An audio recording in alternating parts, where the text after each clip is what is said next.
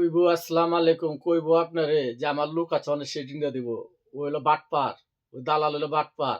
হেনে এই যে মতন পুরান লোক যারা ২, ৪, ৫ বছর পুরান লোক ওরা যেকোনো সৌদির কাছ থেকে ১ বছরের লেগে একটা রুম ভাড়া লয়, ২ টা রুম ভাড়া লয়।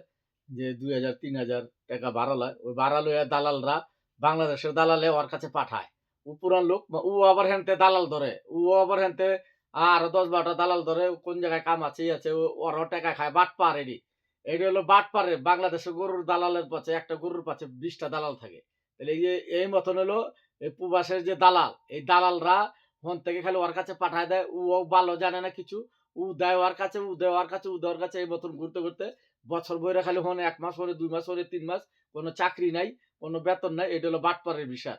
লুট আর লুট বিষয় দয়া কইরা ভাই আইন না আমার ভিতরটা আপনারা দেখেন চাইনা দেখেন আমার কথাটা শুনেন। এই সে এতে বিপদ আর কোন বিপদ নাই। যে আইছে ওই বুঝছে। ৭,০০,০০০ লোকের অবস্থা যে ৭,০০,০০০ পরিবারের কত কষ্ট, কত কি হইতাছে এক আল্লাহ ছাড়া কেউ জানে না। ভিডিওটা বেশি লাইক শেয়ার করেন। ওকে আসসালামু আলাইকুম।